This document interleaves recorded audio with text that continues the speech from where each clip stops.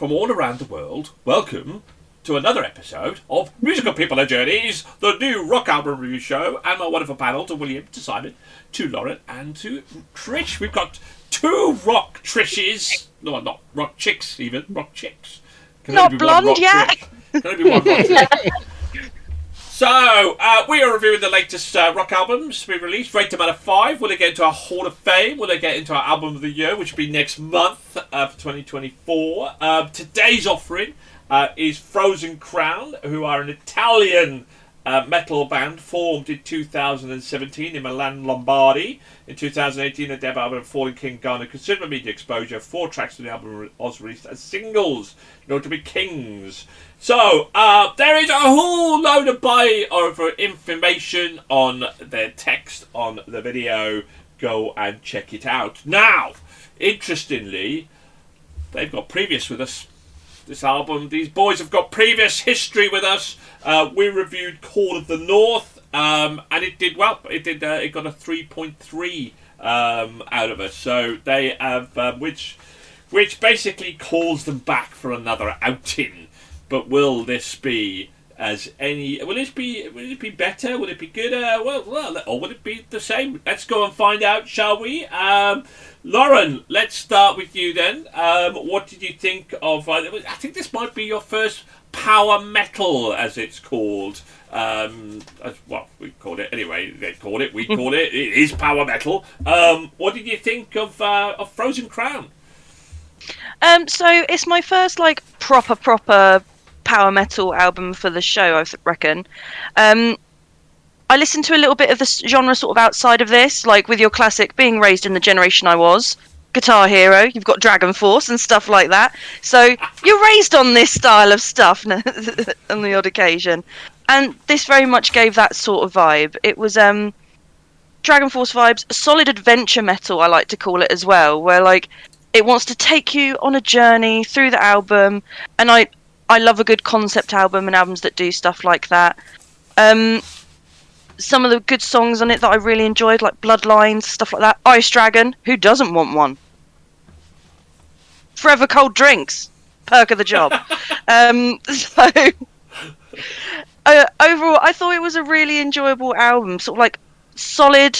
In the grand scheme of things, of everything I listen to, it's nothing that's mega fresh and new, but it's something that you're going to be able to go back to, and it will be a solid option that you have.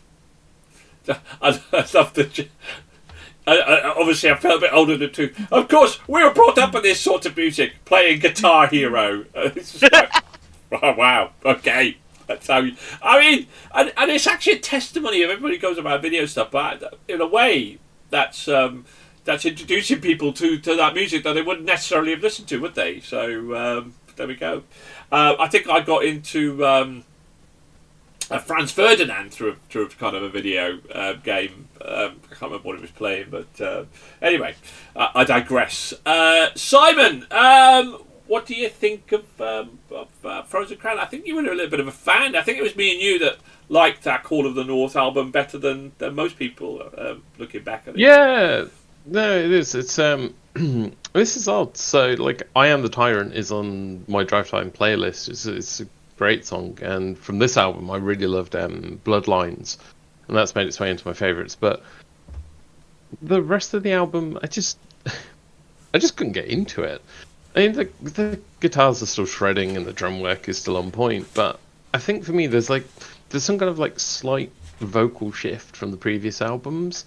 And I really want to like this album, but I went back and I've gone back and re-listened to the back catalogue, and something has definitely changed over time with their vocals. And whatever it is that has changed, I can't point it out because I don't know anything musical at all. Whatever it is that's changed over time with the albums, I don't know. I just don't enjoy it as much anymore, unfortunately, which is a real shame because the Fallen King. Their first album is fantastic, but then just over time, everything sort of slowly changes. And Call of the North was still kind of good, but yeah, unfortunately, Warhearts just hasn't done it for me. Right, William. We've recently seen you having a bit of a go at albums like this, and you've fallen out of love with. I mean, and you were and along with Simon, of course, the evangelist for this sort of power metal when we first started. Has this put you back on track or not? It's all right. I mean, it's the same thing I've said. I think with almost every power metal album that we've reviewed this year, is that I've listened to so much now that it needs to be something that really stand out, like former Glory Hammer and Angsmic 6, that kind of stuff that doesn't take itself seriously. So that this doesn't really have anything that necessarily stands out to bring it above that level of great power metal. It's perfectly serviceable. It's good. It's got interesting songs, interesting lyrics. I listened to it on one of my runs the other week, and it did feel like I was having a little run through a fantasy world in Middle Earth. That was quite fun. So that kind of brought it up artificially a bit because I want to feel like I'm running through a D&D fantasy world. That's awesome. Fighting dragons on my time. It's just the running exactly. bit. It's just that running bit. That's all. Yeah, that's all it was really. Yeah. I just forced myself to think it, but no, it's fine. Like there's nothing special in it. It's not something you'd skip if it happened to come on. It's not something you find yourself actively going to listen to for me, but it's got some good, got some less good, but perfectly just above middle of the road. Decent stuff. Now, somebody who's definitely not middle of the road. Well, which side of the road is she on? That's for you to decide. Trish, what do you think of this? Okay. As soon as I heard the first vocal kick in, followed by the instant drums, I knew we were in for a power metal offering. But would it leave my musical listening ears frozen? There is no denying this full throttle in-your-face power metal, relentless, but not in an annoying way. Night of the Wolf and I'm the Wind are top tracks for me on this album. The respite with The King of the Sky was welcome, because at times on this album I did find the fast pace of the vocals meant that I couldn't follow the story fully, but that would be my only negative comment, and that's just for me personally. I think if your ears are tuned to listening to power metal at this fast-paced race regularly, then following the story won't be an issue. It's a solid offering that didn't leave me in the cold. Yeah. The problem with this album is that it doesn't change pace. It goes pedal to the metal, and it's repetitive. Really, it's what it comes down to. And I couldn't help but compare it with DragonForce. Now you guys have heard more DragonForce than I have, but we obviously reviewed DragonForce this year, and I didn't think it was anywhere close to as good as the DragonForce kind of album. If you're gonna play in this space, then you've got to really up your game to compete with those guys. But if you're done, then you need to vary it up a little bit. And I didn't really have any variation. I do like variation in terms of the album. So it was okay. It was good. It was solid. Production was fantastic. Guitaring was brilliant. And I agree with you guys. It just left me going, would I want to listen to the album again? Yeah, if it was on, absolutely. Is a go-to album?